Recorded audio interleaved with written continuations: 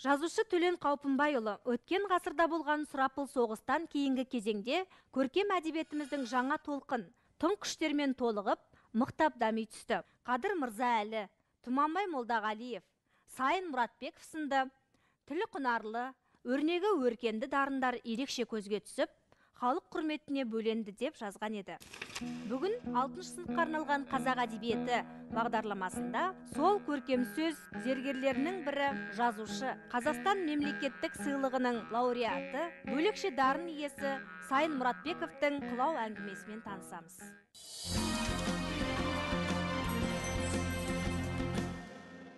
Сайын Мұратбеков Алматы облысының бұрынғы Қапал ауданындағы Құйқалы жер Қоңыр тауының баурайында 1936 жылы дүниеге келген. Сайынды жастайынан атасы Мұратбек бауырына салып, өсіріп тәрбиелеген.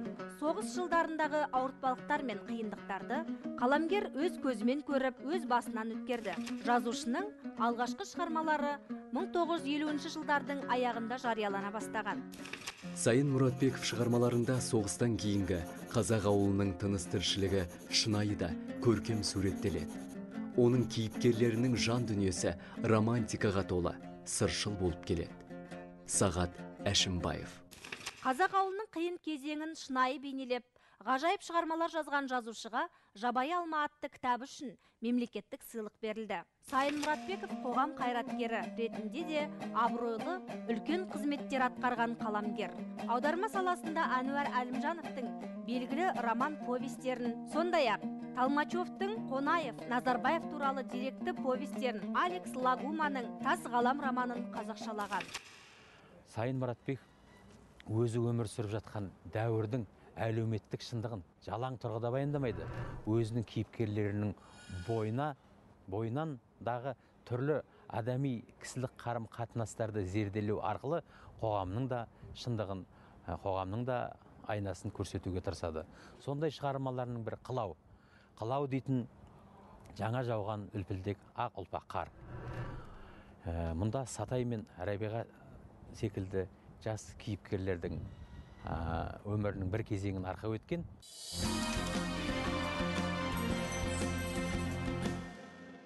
Біз бүгін өздеріңізбен бірге жазушының балалар тақырыбына арнап жазған Қылау әңгімесімен танысамыз.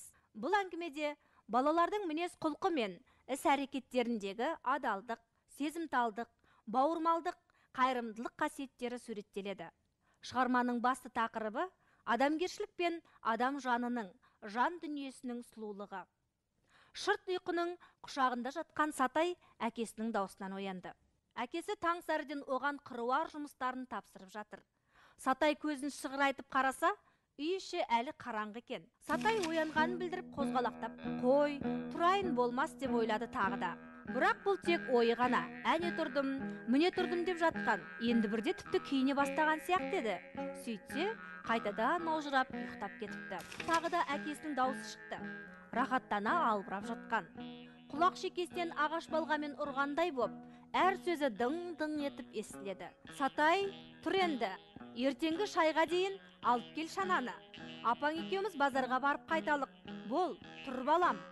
Әкесі жұмсағақ үнмен дауыстайды, бірақ оның өзінде жағымсыз естіледі-ау. Сатай енді ұйқыдан да мазаның кететінін біліп, самарқау ғана төсегінен тұра бастады. Жазушы өзінің шығармаларына өз өскен өңірдің, өз өскен ауылдың адамдарын арқау еткен. Жазушы шығармаларындағы кейіпкер аңғал, жазушы шығармаларында кейіпкер сезімтал, бауырмал, қазақтың бойындағы бар жақсы қасиеттерді, рухани адамгершілік дүниелерді кейіпкерлерінің бойынан тоғыстырған. Сатай шананы атқа жегіп алып, жолға шығып кетті. Ауыл сыртындағы зираттардың тұсынан өтіп бара жатып, баланың бойына қорқыныш ұялай бастады. Шіркін, адамдар өлмейтін болса, әйтпесе не ол? Туасың, өмір сүресің, күндердің күнінде өлесің де қаласың. Ал сонан кейінгісін тіпті ойланғың да келмейді-ау. Қандай қорқынышты. Жарық дүниені мүлдем қайтып көрмейсің. Бар боласың да мүлдем тып-типыл жоқ боласың. Қорқыныштақ. Сатай өзінен өзі көңілі жабырқап, ауыр ойдан арылар емес. Зираттан ұзап, Үлкендігінен асып түскенде, анадай жерде бірдеңе шоқиып отырғандай болып көрінді. Қозғалатын сияқты. Сатайға бірден қасқыр деген ой сап ете қалды. Естуінше қасқырлар ашыққанда өстіп жол торып отырады. Зәресі ұшқан Сатай алды артына алақтай бастады. Жан көрінбейді, сыр еткен дыбыс жоқ. Жүрегі тарс-тұрс етіп жарылып кетердей соғады. Күн құлаулап, ызғырық есіп тұр. Ал Сатай лезде пысынап терлеп қоя берді. Жан жағына қарауға мұршасы келмей, атына қамшы салып шаба жөнелді. Бір шауып, бір аяңдап, тас төбеге де жетті. Шананы жегіп ап, ештеңеге бұрылмастан кейін тартты. Шанаға жантая отырып, делебені қағып жіберіп, заулатып келе жатқан. Дәл тас төбеден шыға берген жерде, жол шетінде бүрісіп тұрған, қолында тырсия толған портфелі бар, өзі құралпы қызды көріп тоқтады. Таныса келіп, екеуі де 7-ші сыныпта оқитын болып шықты. Қыздың аты Рабиға екен. Екеуі жол бойы оны мұны сөз етіп келеді. Тарих, математика, әдебиет пәндерінен де білімдерін сынап көрді. Жол айрығына да жақындап, Рабиғаның түсетін сәті де келді. Күн сол бұлыңғыр қалпы. Қыз келген жерден түсіп қалды. Сатай артынан ұзақ қарап тұрды да, торы дөненін желдіріп жүріп кетті. Ойынан Рабиға кетпей қойды. Жақсы қыз екен, деп түйді ішінен. Кішірек жотаны асып барып кілт тоқтады. Мен неге Рабиғаны апарып салмадым? Ат шанаға 5-6 шақырым сөз болып па? Деген ой басынан шықпай қойды. Ол дереу торы дөненнің басын кері бұрды да, шықпырта осып жіберіп, еңіске қарай құйғыта жөнелді.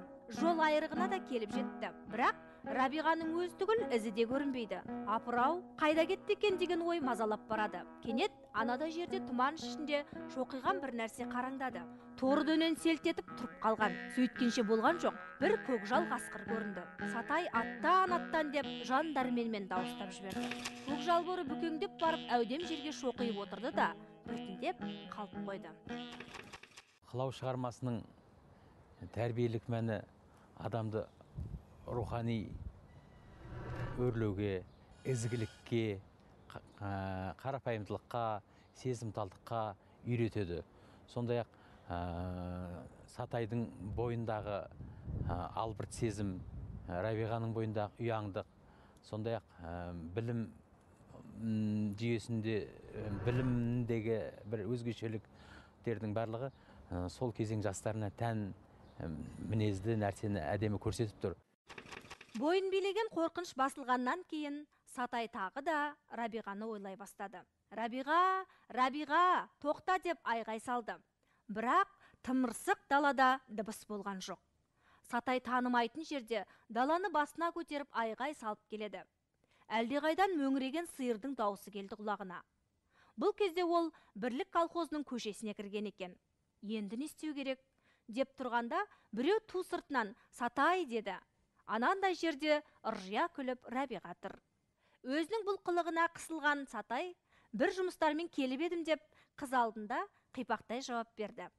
Рабиға өзіне тән әдемі күлкісімен жымия күліп, портфелін ашып, ішінен алгебра кітабын алып Сатайға ұсынды. Баланың көңілі өсіп, таңғы суық пен ызғырықты да елемей, ыңылдай жортып, үйіне әндете басып келді. Сайынның туындылары оқиға желісінің шыншылдығымен, тілінің көркемде өрнектілігімен, кейіпкерлерінің биік адамгершілік қасиеттерімен ерекшеленіп, оқырманын баурап отырады. Төлен Қаупымбайұлы.